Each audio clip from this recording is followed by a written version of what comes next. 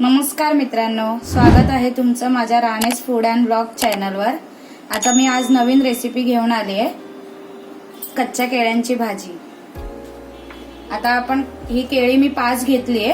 आता ती आपण कट करूया। सगळी आधी ओपन करायची ही केळी व्यवस्थित। आता मी ही केळी सुट्टी करून घेतली आहे। आता आपण याची साल काढून घेऊ। जसं बटाट्याची साल काढतो तसंच काढायचं आहे आपल्याला। हे बघा, अशी पटकन निघते ती साल। अशा प्रकारे मी सगळ्या केळ्यांची साल काढून घेते। आता अशा प्रकारे मी सगळी केळी सोलून घेतली। ती थोडीशी काळी पडतात कारण त्याला चीक असतो ना, म्हणून। आणि आता कापून झाल्यावर आपण पाण्यामध्ये ठेवले की ती व्यवस्थित होतात। असे काप करून घ्यायचे, थोडे पातळ करायचे। हे बघा, असे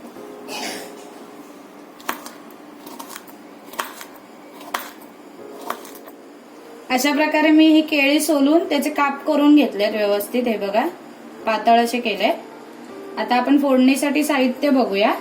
हा कांदा घेतलाय, कढीपत्ता घेतलाय, मिरच्या घेतल्यात बारीक कापून, लसूण घेतलाय बारीक कापून, कोथिंबीर घेतली आणि ओलं खोबरं घेतलंय। त्यासाठी मीठ लागेल, हळद, गरम मसाला, जिरं आणि राई। आता कढईमध्ये आपण तेल तापत ठेवूया। मी 2 चमचे तेल घेतलंय। आता तेल चांगलं तापलंय। आता आपण थोडीशी मोहरी घालूया। मोहरी चांगली तडतडू द्या। आता राई चांगली तडतडली आहे। आता आपण जिरं घालूयात थोडं, ते पण चांगलं परतून घ्यायचं आपल्याला। आता थोडा कढीपत्ता घालूया आपण।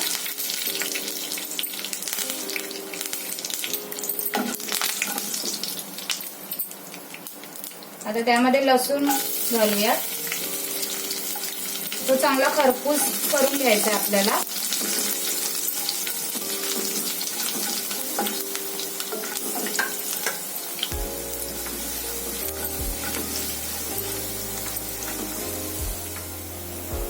आता आपण कांदा घालूया त्यामध्ये, आणि मिरची पण आताच घालूयात आणि चांगलं फ्राय होऊन घेऊया त्याला। 2 मिनिटं चांगलं परतून घ्यायचंय। आता कांदा आणि मिरची चांगली भाजली गेली आहे। आता आपण त्यामध्ये हळद घालूयात, अर्धा चमचा, आणि थोडासा गरम मसाला घालूयात।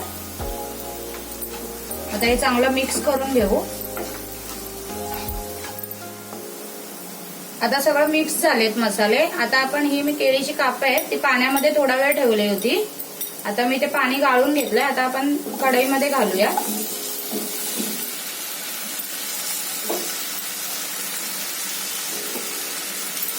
हे चांगलं मिक्स करून घेऊया आपण।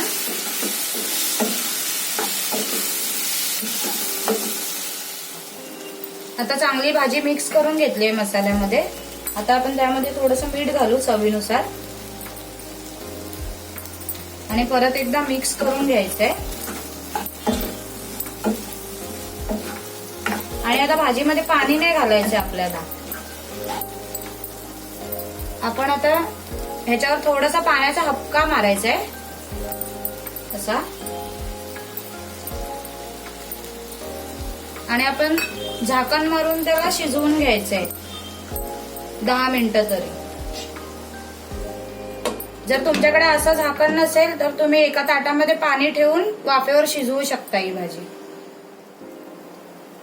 आता 8 ते 9 मिनिटं झालेली आहे। आता आपण भाजी बघूयात शिजली आहे का।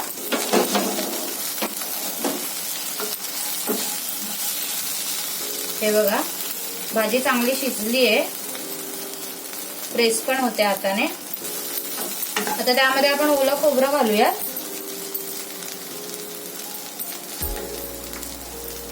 आणि कोथिंबीर घालूया, आणि चांगलं परतून घेऊया। आता आपली भाजी रेडी आहे कच्च्या केळ्याची। आता मी गॅस बंद करते। आता आपण भाजी बाउलमध्ये काढून घेऊया।